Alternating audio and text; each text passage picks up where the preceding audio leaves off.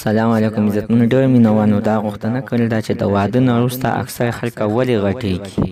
نو عزتمنو تاسو که غواړئ چې پوه شئ نو زموږ د ویډیو دلته تر اخره پورې وګورئ. که تاسو کو چې زموږ په دې چینل کې نوي وئ حتما دلته زموږ همدا چینل دلته سبسکرایب کړئ، خوا کې ورسره د ټلۍ نښانه ووهئ. ښه یوه نوې معلوماتي ویډیو تاسو ته په اسانۍ باندې. یا تاسو کله د دې په اړه فکر کړی دی چې د واده وروسته زیاته حرکت ولې غټېږي؟ که جواب مو په خوا کې وي نو خیانېږئ مه. د یوې بریالۍ واده او د بدن د چاقولو ترمنځ نږدې اړیکه شته دی. دا په دغه یو نوي روغتیا په شیانو کې شوي دي. د امریکې په ګیرو وینا کې د 8000 واده شوو جوړو باندې یو شیان شوي دي. د هغوی د بدن د چاقولو جایزه پکې اخیستل شوې ده.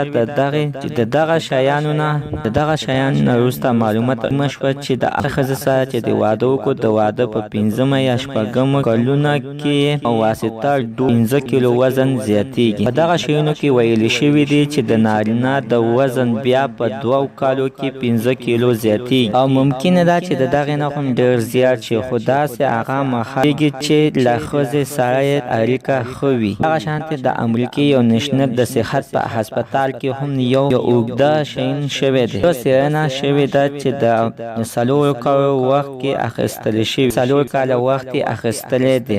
په دغه څېړنه کې ویل شوي دي هغه ښځه او خاوند چې ژوند یې ډېر خوشحاله او ښه وي، نو په پرتله د چاقولو امکان ډېر زیات. پوهنه وایي د ښه او خوشحاله ګډ ژوند خلک د خپل بدن په اړه بې پروایي کوي ځکه چې دا دوی ژوند ښه او خوشحاله نو د دې ته یې بیخي پام نه وي. په امریکا کې یو طبیب په هسپتال کې ویل شوي دي چې د ښځې او د خاوند وزن زیاتېدل د یو بل سره تړلي دي. که چېرته د ښځې وزن زیات شي نو 30 سنې امکان د دې چې د هغې د ژوند د ملګري وزن هم زیاتېږي. سټیریا په یونیورسټۍ کې هم په یوه څېړنه کې ویلي دي چې د واده د شولو د چاقولو امکان ده چې د ناواده کړو خلکو هم زیات، خو د دوی ژوند خوږ او خواږه هم روغتین وي. بیا هم دوی د ناواده کړو په تړه دوی ډېر غټ یعنې چاق. پوهنه د دې په عمل هم ښودلي دي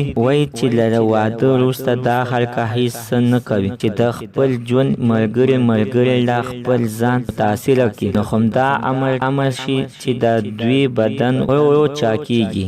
په ځینو کې ویل شوي دي چې د واده وروسته دوی فکر کوي چې اوس ورته اړتیا نشته دی، ډېر ښکلي دي ښکاره شي، نو د دې وروسته بیا دوی هیڅ نه شي او خوراک هم سر نه ګرځول او داسې خوراکونه هم خوري چې د هغه انسان زر چاقوي. پوهنه وایي که څوک غواړي چې چاق نشي نو طبیعي ګټې دي چې مخې ته کړي او د هغې سره د سم چلند وکړي نو دوی کولای شي د چاق څخه ځان وساتي. زموږ په دې خبرو باندې عمل وکړئ تاسو به هیڅکله هم نه چاقېږئ. زموږ ننني معلومات د دې پورې د نوي معلوماتو لپاره زموږ همدا چینل ته سبسکرایب کړئ. د ټلۍ نښانه ووهئ. ښه یوه نوې معلوماتي ویډیو تاسو ته په اسانۍ باندې در